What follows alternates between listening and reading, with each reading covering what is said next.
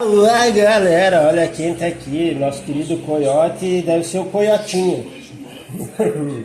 Então já sabe, deixa o like, se inscreve no canal e bora lá! Já deixa o like, já se inscreve no canal, tudo aquilo que você já sabe como funciona. A gente precisa muito da ajuda de vocês, nosso canal vem crescendo. E a contribuição de vocês vale muito para nós. Então, por favor, deixa o like, se inscreve no canal e bora lá então.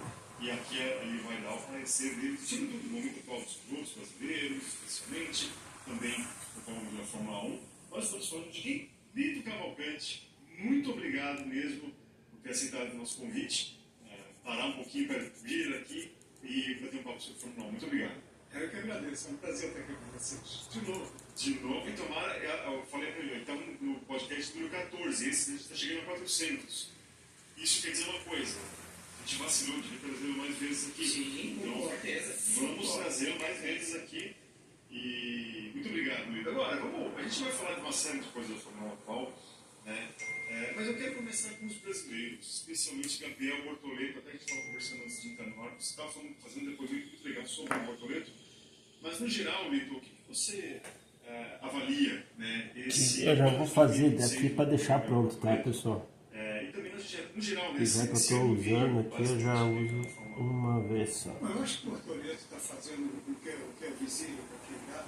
Ele está fazendo uma belíssima temporada. Ele tem ao lado dele muito potente, tipo o Huckenberg, que se custou anos e anos para ter seu primeiro pódio na Fórmula 1. Em outras categorias ele foi brilhante. Ele foi campeão de primeiro ano na Fórmula 3, não era a Fórmula 3 europeia, mas era a terceira categoria, a segunda da base. Você tinha Fórmula 3, Fórmula 2, Fórmula 1. Depois ele passou para, não era Fórmula 3 mesmo? Chegou a ser Fórmula 3 europeia, depois GP3 e GP2 é Fórmula 1. Não, mas é que a Fórmula 3 europeia, quando ele corre, já era seca. Já era. Não, o Huckenberg não. O Huckenberg não. Você está falando do Gabriel. Você está falando do Gabriel, mas não, o Hulk ainda. Acho que o Hulk não era nem. Não era nem. Não era Fórmula 3 europeia. Você é o campeonato que eu ganhei depois. Ele foi campeão na primeira temporada. Na categoria subsequente, acho que já era GP2, talvez fosse Fórmula 1, mas acho que já era GP2. Ele foi campeão também. Venceu as 24 horas de Le Mans, quer dizer, não é um qualquer. É um piloto, portanto, não é um qualquer, e foi um piloto que teve fora da Fórmula 1, por um momento ditado por vagas fechadas, por um momento de dificuldade financeira das equipes, em que o piloto era mais avaliado pelo que ele trazia financeiramente. Ele trazia financeiramente, fazia parte técnico, esportivo, depois ele voltou, foi tirado, foi chamado pelo Audi, pelo André Seidel, que foi um chefe dele para ele programar. E foi um dos poucos nomes que o Matias Pires manteve depois que ele foi para lá substituir o André Seidel. Então não é qualquer. E o Gabriel que está ali ao lado dele, circunstancialmente, eu acredito realmente que seja circunstancial, porque a equipe ainda está numa fase de imaturidade na existência dos seus equipamentos. O Gabriel já tem 10 pontos contra 2 deles, mas o que importa nesse caso não é muito o resultado final, é o desempenho de cada um a partir do momento que as quebras não foram acidentes, foram quebras, está fora do controle do piloto. Mas tem, de qualquer maneira, o Gabriel conseguiu fazer aí seus 10 pontos, que é um resultado muito bom por equipe, que até o ano passado era a Sauber, uma equipe pequena. E esse ano ela já é Audi, mas ainda está nos primeiros passos. Ela ainda está numa fase, não sei se o termo é correção, de ajustes. Sim. Então, de qualquer maneira... Tá dando adeus nossa canetinha marrom. Agora eu vejo o Gabriel. Eita, nós. O líder, um dos líderes, um dos pontos de lança, tem muitos pontos de lança, um dos primeiros a chegar, de uma nova geração de pilotos. Uma geração que passou por uma formação totalmente diferente, que até explica de onde veio a qualidade que ele teve. Primeiro, o Gabriel soube conviver muito bem com a equipe, tanto que ele não tem nenhuma rivalidade rivalidade, além do mínimo da competição, com o Huckenberg. Ele acabou se tornando um amigo do Huckenberg, eles não têm uma animosidade entre eles, e isso permite a ele sugar, aprender com o Huckenberg. O Huckenberg, junto dele, é um banco de dados, uma biblioteca, é uma fonte de ensinamento. E ele sabe disso. O Gabriel é muito inteligente. E ele é muito esperto, muito bom sentido.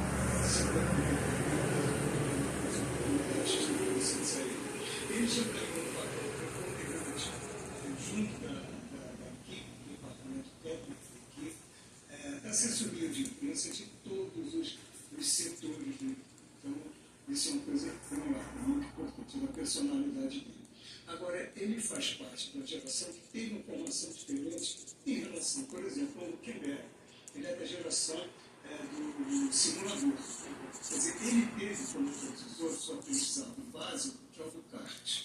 O kart te ensina o trabalho de pista, a defesa chamado racecraft, né? Que é a defesa de posições, a estratégia de uma corrida, a leitura de uma corrida, a ultrapassagem, o roda-roda, tudo isso, todos esses pilotos tiveram.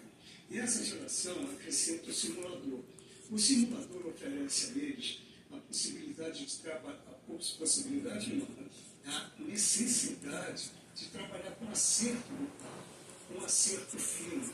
É claro que a gente está falando dos simuladores, por ele aprendeu isso, são simuladores domésticos, que podem e são bastante sofisticados. Claro que não são equivalentes aos simuladores que você tem hoje nas fábricas, nas equipes de competição, que são simuladores de caça, uma precisão assim, absurda. Mas é a base. Então, quando ele senta pela primeira vez no simulador, ele já sabe do que se trata.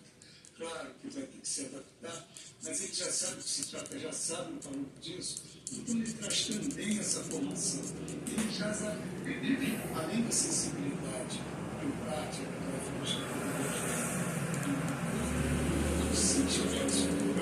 ele tem também a acuidade visual, ele tem a percepção visual. E ele também aprendeu a ficar imaginando, porque quando ele estava no simulador, ele era Ah, que pena, né, gente? Que pena. Mas vamos lá, não vamos desistir, vamos seguir na luta aí. Não é o único. Você tem dessa geração, você tem ele, você tem o Berman, você tem o Adjar, você tem o Antonelli. Se bem que o Adjar e o Antonelli, a gente não sabe exatamente o grau de envolvimento, mas com certeza algum envolvimento com esse tipo de tecnologia informatizada eles tiveram. É uma nova geração que está chegando aí, muito mais bem preparada. E muito mais bem preparada, por exemplo, que o Lance Stroll, que foi um piloto que, quando chegou ao Fórmula 1, já tinha rodado com Fórmula 1 nos antigos, mais de 10 mil quilômetros. É totalmente diferente. Me parece ser uma formação menor. Inclusive, o Verstappen, que é realmente o que mais se destaca nessa geração, simuladores, como todo mundo sabe, apaixonado, também não está bem, de verdade, ele também não se ele falou, esquece, gente, teve a sua época, esquece. Assim, a visão é diferente, todas as pessoas são diferentes. Hoje é simulador, e eu considero o simulador mais útil que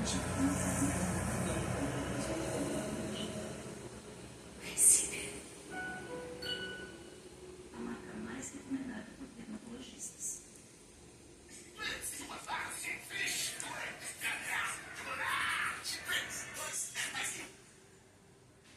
Novo Chevrolet Captiva V. Um espaço para a vida com você. Teto solar panorâmico, carregamento rápido, a partir de R$ 199.990. Além de elétrico, Chevrolet. Você sabia que o celular está com os pequenos negócios em todos os momentos, na hora de abrir? Ele estava aumentando. Até nem disso, mulher. Quando a gente nem acredita. Deixa eu atropelar um pouquinho a pauta, porque eu acho muito interessante ouvir o Lito falando sobre essa nova geração, e eu concordo muito. Essa geração moldada pelo simulador, pela preparação através desses jogos. Mas, Lito, a gente está vendo em 2026 os dois lados da moeda, né? Você tem essa geração muito dos simuladores, só que você tem do outro lado um dos pilotos mais experientes do grid, que é o Hamilton, que melhorou, saiu do 2025 ruim que ele teve com a Ferrari ao largar o simulador. É muito curioso isso, né? Cachorro velho não aprende novos hábitos. É isso. E ele estava se atrapalhando, segundo o desconhecido. Então, ele, em vez de exercer a arte dele, a formação dele, a experiência dele, estava sendo imposto, ou ele estava se impondo, se a gente não passar, uma nova tecnologia que ele levaria séculos para aprender. E para aprender o quê? O que ele já sabe, de outra forma. Tá? Então, ele resolveu assim, continuar o que ele sempre fez, que ele sempre fez bem. Deu a ele 7 títulos mundiais. Então, ele voltou porque ele sabe fazer melhor. Isso explica.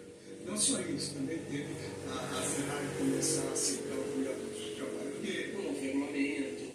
Exatamente. Várias circunstâncias que permitiram ao Hamilton voltar a ser quase o que ele era antes. Né? Quer dizer, não dá para a gente separar nunca o desempenho de um piloto, do desempenho do carro e da execução da corrida de uma equipe. Mas o lado dele tem sido quase perfeito. Não tem sido perfeito, porque tem se deixado levar um pouco por ansiedade, caiu ali no festival de punições, todas elas justas, né? Porque ele está muito ansioso nessa volta. Por exemplo, essa última multa que ele teve no Grande Prêmio da Hungria. Ele lá, o que aconteceu? Foi velocidade excessiva nos boxes. Na ansiedade de superar o Antonelli na saída dos boxes, ele destravou o limitador pouco antes da zona permitida. Quer dizer, aconteceu isso com ele, uma questão de ansiedade. Então não dá para dizer que ele esteja perfeito nessa história. Ele também atrapalhou a execução da corrida. Mas não foi só ele. Muitas coisas. Aquela corrida, essa situação já decorreu de uma opção da Ferrari de largar os pneus macios. Dos 22 carros, dos 10 carros de ponta, foram os únicos com essa opção. E depois, consultado, o engenheiro-chefe da Ferrari admitiu que uma reta longa para essa corrida. Sim. São quase 800 metros entre a pole position e a curva 1. Se você fizer o primeiro, são 760 metros, tem 12 metros entre o primeiro e o segundo, 12 metros, não vai crescendo um pouco. Estava mais de cerca de 800 metros ali. Nesse trecho, não havia vantagem de 1/10 de segundo entre os pneus macios e os pneus médios que eles não escolheram. Não conseguiu impor essa maior ou pretensa aderência dos pneus macios, como para a os primeiros médios apresentavam só os dois Ferraris. Aí ficou ali atrás, aí a corrida já se comprometeu e levou essa ansiedade, essa necessidade de fazer tudo perfeito para sair na frente do Antonelli. Não conseguiu, mas de qualquer maneira ele está de volta para o Hamilton que a gente cresceu, o Hamilton combativo, o Hamilton eficiente, o Hamilton vencedor. Sim. Você acha que ele consegue manter um pique? Quem seria para brigar para esse título? Olha, vai depender de tudo isso que a gente falou, né? A Ferrari errou. A Ferrari errou em 2 dos 3 quesitos. Você tem a pilotagem, você tem o desempenho do carro, 3 ou 4 quesitos de pilotagem, o desempenho do carro, estratégia, né? E execução disso tudo. A Ferrari errou na estratégia e na execução. E ele errou também, mas por decorrência, ou provavelmente, quase certo, por decorrência da pressão criada pelos erros da Ferrari. Agora, voltando um pouquinho ao que você falou, vou colocar aqui você contra a parede, você é o advogado do diabo aqui. Fica à vontade. Você falou da questão do simulador, o próprio vai ditar muito o futuro do automobilismo. Você acha que a tendência é o kart não ser mais utilizado, né, não ser mais a referência, ou no caso, um vai acabar complementando o outro, o simulador, na formação de um piloto, na formação do seu kart e o simulador? Você acha que qual dessas posições você vai ter a convivência pacífica simulador e kart, ou definitivamente vai ser só o simulador? Não, eu acho que simulador e kart, sim. Simulador e kart, sim. Você tem pilotos já que saíram só do simulador, até que pelo aquele filme do Jet Racing, que é o Ian McDowell, o Ian McDowell, né? Anglo-africano, afro-inglês. Quem me falou sobre ele a primeira vez foi o Ricardo Divo, só trabalhava na Nissan, na época, foi na época, se vocês viram o filme, ele levado da Nissan, foi nessa época. E o Ricardo, ele era absolutamente a favor do uso de simulador como formador. E o Barbour chegou a ele sem kart, só com a experiência dos simuladores. E o Ricardo falou, olha, ele chega sem vícios. Agora, eu acho que até a trajetória dos pilotos, que até agora, que vieram só de simulador, chegou num ponto que ela estancou em termos de Fórmula 1. Não, porque quem entra no automobilismo entra sonhando com a Fórmula 1. Pode até fazer carreira em outras categorias, mas não chega ao topo do topo. Né? Há vários topos, não chega, por exemplo, a indicar, mas pode chegar à endurance, com aquela exigência de velocidade tão grande, que o racecraft, a disputa não é tão intensa, tão dura. Até agora não houve. Então eu acho que o que vai acontecer com o kart é ele perder a preferência com o treinamento dos pilotos já formados. Sim. Mas ele ainda vai continuar sendo o primeiro passo, primeiro, segundo e terceiro. Ele tem uma escala muito importante no trabalho de pista, na formação. No racecraft, o piloto olhar ao lado e ver um parceiro, um companheiro, um adversário, a menos de 1 metro dele, a freada chegando, ele tem que escolher a trajetória, se ele está por fora, se ele vai deixar passar, tentar dar o X, tudo isso ele vai aprender no kart. Depois as sutilezas mecânica, eletrônica, isso ele vai desenvolver na Fórmula 4 e vai desenvolver ainda mais com a ajuda do simulador. Fórmula 4, Fórmula 4, o que for. Isso me lembra um pouco no fim de semana, na verdade na segunda-feira, né, teve entrevista com o Nicolas Tombazis, o diretor de monopostos da FIA, e ele lembra sobre as críticas que os pilotos fizeram ao regulamento de 2026, antes mesmo do carro ir para a pista. E ele cita, o Verstappen já fazia as críticas desde 2023, quando fez o primeiro teste no simulador. Então você vê que realmente a habilidade do simulador conta, né? O carro está 3 anos de ir para a pista ainda, e você já tinha o Verstappen falando, não vai dar bom esse carro. Ele saiu daquele primeiro simulador tocando a trombeta. A gente vai ter que reduzir mais no meio da reta de Monza, eu me lembro disso. Era o motor Frankenstein que o Warner falava. Exatamente. Como é que pode ser isso? A gente foi ver que é absoluta verdade. Então a Fórmula 1 se deixou levar, ou foi levada, a gente criticada aqui tão longe, tão distante, sem acesso às planilhas, às conversas, está sempre um pouco pretencioso. Né? Mas o resultado que a gente vê, isso é admitido mais uma vez agora pelo Tombazis, foi muito influenciado pela determinação da Fórmula 1 de ter os grandes fabricantes. Ter os grandes fabricantes, eles estavam ali como a donzela a ser conquistada pela Fórmula 1. E ela impôs, às vezes, as suas necessidades. Para ela não interessava o MGUH, o turbo, né? Como fornecedor de energia, porque é uma tecnologia caríssima, delicadíssima e muito pouco viável no carro urbano, mesmo que seja um carro de um carro que o grande fabricante produz e vende. Então, para a gente isso não interessa. O que interessa para a gente é um aumento da captação de energia elétrica. Você tem muitos países que parece ser realmente uma solução esse alguns países e outros países que não têm estrutura, os países da África, por ali vai ficar por muito tempo. Ou o carro a combustão ou o carro híbrido, que não depende, ele gera sua energia nuclear. Então é diferente. Então, para eles interessava desenvolver essa tecnologia. Eles puseram o número lá, não sei que pesquisa que foi feita, mas com certeza é uma pesquisa que não observou as consequências esportivas. Então criou-se aí um teórico 50-50, que na verdade é 47% da potência gerada eletricamente, usada na potência elétrica, 53% de combustão. 53% de uma potência teórica, bruta, estimada em 1000 cavalos, significa 530 cavalos. Um motor de Fórmula 2 tem 625 cavalos. Então, a partir do momento que se esgota a potência elétrica, o Fórmula 1 passa a ter uma potência inferior à do Fórmula 2. Então, quando o Verstappen fala, eu estou andando em velocidade inferior à de um carro de Fórmula 2, não é figura de linguagem. Não é aquele motor de Fórmula 2 que o Alonso aludiu no Japão para provocar os engenheiros japoneses.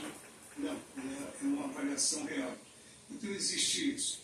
Então eles fizeram essa potência. E agora tem um regulamento que vai até 2030 que deixou a Fórmula 1 no palco de aranha. Ela está numa situação muito difícil. Nós vamos corrigir. O ano que vem vai para,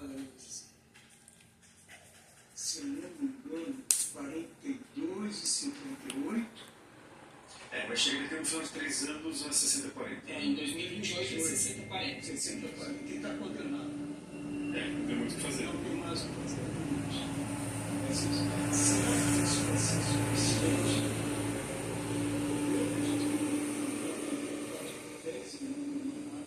As concessões que ela fez às grandes fabricantes. O que vai acontecer em 31? Aí as coisas vão. Aparentemente ela volta para V8, mas ainda não é o híbrido. Agora, você tem. Eu percebo que você tem uma grande experiência, mas você não.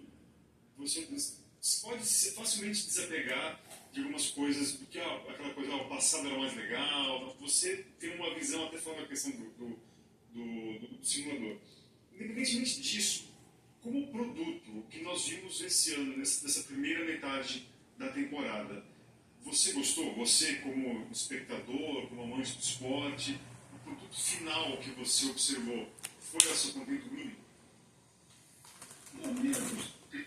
Momentos sim, momentos não. Depende muito da pista. Né? Te confesso que quando eu vi as primeiras corridas, aquele super pico do carro perdendo velocidade, e a Fórmula 1 é um evento sensorial, né?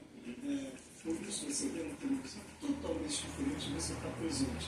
E entra a audição, a visão, o olfato, tudo isso entra. E você vê no meio da reta o motor começar a perder rotação e se verificar aquilo que parecia, na verdade, uma malcriação do Verstappen em 2023, carro reduzindo marcha no meio da reta, aquilo me desagradou muito. Mas aí entra uma coisa, a Fórmula 1, esse ano, o público é muito vasto para você, tem vários tipos de público. Tá? A Fórmula 1 nesse ano, chegou nos pontos corridas até agora, 6 delas foram recordes de público. Então, para mim, eu tenho uma paixão pela engenharia, pela tecnologia, eu ver até com bons olhos essas modificações da Fórmula 1, pelo menos estar de braços abertos, você não fica para tudo, mas Sim. espero que...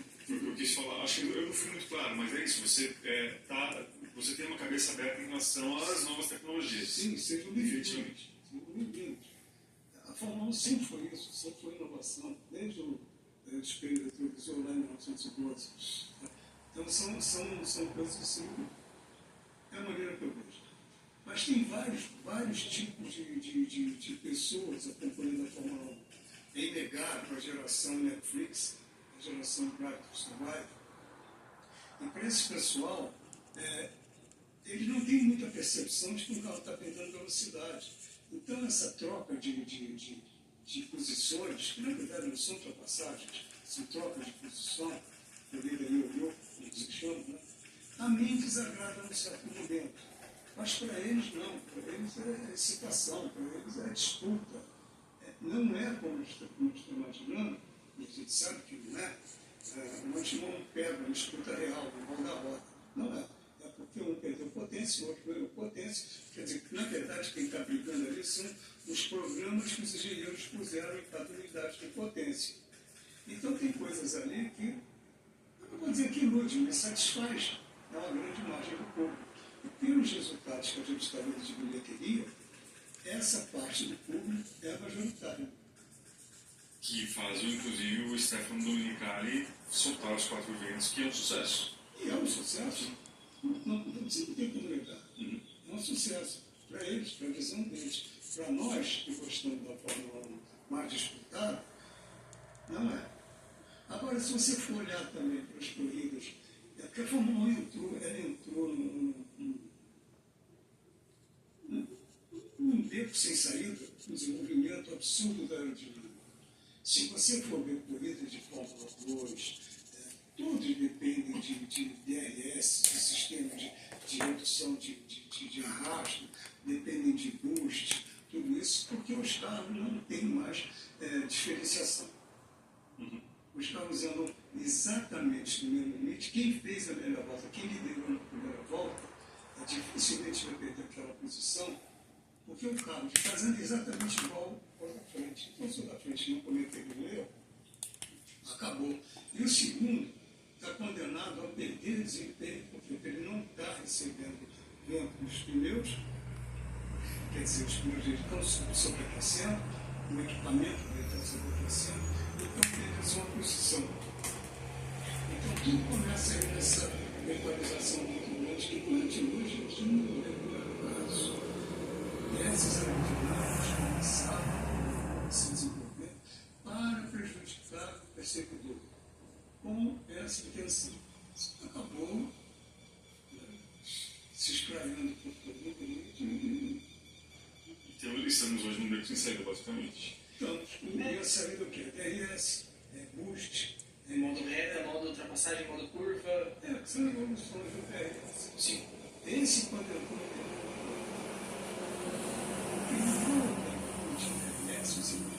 os dois de Fórmula 1, que são super hiperpressionados, estragam o equipe, eles não se arriscavam muito a ultrapassagem. Mas você vê na Fórmula 2, onde cada um paga o seu, ali ele não é contratado, ele é o contratante da equipe. Então não vem da ordem, porque quem te paga sou eu, a relação piloto-engenheiro. A garotada chegava na hora e falava, agora eu vou, mergulhava e acabava fazendo ultrapassagem da maneira que desce, ou não fazendo, você está telando, mas aí você ainda tinha alguma possibilidade de ultrapassagem. Mas já era um pouco que já levava esse desespero de ultrapassagem. Mas só para complementar, né, a questão da aerodinâmica, como o Luiz falou, realmente mudou muito o panorama, e não só na Fórmula 1, né? Pega, por exemplo, a MotoGP. A MotoGP, a geração atual, que acaba em 2026, é uma geração extremamente dominada pela aerodinâmica. E qual foi a solução? A moto do ano que vem. Pneus, cilindradas e todos os componentes aerodinâmicos estão proibidos. E o negócio está tão ruim, assim, tão complicado, que você tem algumas regras que seriam introduzidas só no ano que vem sendo adiantadas para esse ano, que é a proibição do roll shot, que é o dispositivo de ajuste de altura na largada. Contaminou. Sim, contaminou todo o esporte do mundo. Aonde você ainda encontra isso? Kart, a Fórmula Ford, americana, inglesa, australiana, a Fórmula 4, acho que ainda não tem, né? Nenhum tipo de. Acho que não. E daí para frente já começa a ter. A freca não tem ainda, né? Porque isso é caro também, são categorias pretensamente Mais baratas. Na verdade, o mais barato é muito discutível. O automobilismo é inacessível para 90% ou mais da população mundial. Vamos falar agora do outro brasileiro. Vamos voltar a falar das pessoas. Depois a gente pode voltar, se quiser, a falar das máquinas, que eu acho que acaba, de repente, vai acabar. Rafael Câmara. Antigamente a gente perdia a contagem de quantos brasileiros tinham no grid da Fórmula 1, e a gente agora está prestes a comemorar, quem sabe, o segundo brasileiro no grid da Fórmula 1. Qual a sua opinião geral sobre ele? E agora tem essa questão da possibilidade de a Cadillac também, né? Já que a Cadillac tem o Ferrari, e a busca aí pela essa segunda vaga na Haas está quente, né? Por conta da possível saída do Esteban Ocon. Tem outros pilotos querendo essa vaguinha na Haas. O que você acha que vai acontecer com o Rafa Câmara? Olha, eu acho que o Rafa Câmara ainda é um projeto em construção. O piloto que andou bem nas categorias de base, foi sempre superado pelo Antonelli, de 50 anos, foi superado pelo Antonelli na freca, foi vice-campeão. Quando o Antonelli saiu, ele foi campeão. Mas ele não é um Antonelli. Ele é promissor Isso depende muito, essa análise sempre pode nos iludir de acordo com a geração. Né? Ele foi bom campeão na Fórmula 3. Esse ano na Fórmula 2 ele começou a mostrar certos pontos que precisam ser melhorados. Racecraft, ele é muito eficiente quando ele larga na frente, ele não me parece tão eficiente quando ele tem que conquistar posições. Ou era. Nas últimas 2 corridas, ele começou a mostrar a evolução disso, que eu aprovo, acho ótimo. Gosto muito de ver a evolução. Ele começou a largar não bem, a largar melhor, já que não, ele estava largando de uma forma muito, muito difícil. Tudo bem, se faça aí uma ressalva. A embreagem da Fórmula 2 é um dos grandes problemas dessa categoria. Mas esse carro já não é novo, esse motor já não é novo, a equipe já aprendeu a trabalhar com isso.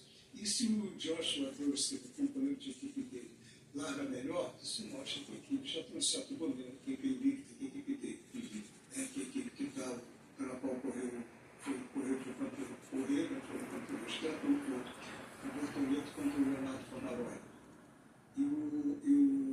Ele estava com certo problema ali. Parece que isso já está se resolvendo. Também estou vendo um piloto um pouco mais calmo na situação de não dá para vencer, não vou me precipitar, vou pontuar. Quer dizer, ele parece ser um bom aprendiz. E isso é a base de um piloto de sucesso. Aprender, claro. Agora, se ele vai para a Ferrari, no ano que vem, se ele já está na Ferrari, eu acho que esse primeiro passo tem que tomar extremo cuidado. Extremo cuidado. Ir para Cadillac, eu vejo muita reserva. Porque você sempre liga a piloto reserva da Cadillac, que é o que se cogita, né? Uma vaga titular dele no lugar de um dos dois experientes, você acha que não é uma boa? Em certas equipes, você vê o que aconteceu, por exemplo, com o Peugeot. É um piloto que fez o que fez, tem títulos, tem vitórias, é um piloto contestável. O que ele fez na Fórmula 1, pela mão, na época já estava, já tinha outro nome, na verdade era nome do esporte, a equipe de John Lewis, tem todos os brasileiros da época, anos 90, andaram com ele, Fórmula Renault, Fórmula 3, é uma super equipe, e que entrou naquele ponto lá do Max Moser, que fazia limite, daquele limite de 50 milhões de livros. Esse limite só serviu para essas equipes, porque venderam isso, só tinham isso, e as outras continuaram com um orçamento livre. Foi a equipe Câmara, isso. O único que se salvou ali foi o Bruno Senna, muito mais por ser Senna do que segundo, até era naquele outro, mas foi por causa do nome, o único chamado, esse time estava com segundo, para se chamar para assistir. Então, começar nessas equipes, eu não vejo realmente. Essa é uma equipe, o Sérgio Pérez, essa é uma equipe, o Valtteri Bottas, que até vão poder contribuir com experiência, mas o próprio Roy Lawrence, que é o CEO da equipe, falou: nós estamos construindo um avião enquanto estamos fazendo ele voar. Isso não vai estar concluído ano que vem. Quer dizer, se ele for piloto de teste, aí vamos lá, Pietro Fittipaldi, o que ele conseguiu? Fala galera, e aí? Gostaram? Se gostou já sabe, deixa o like, se inscreve no canal e até o próximo vídeo. Valeu, falou!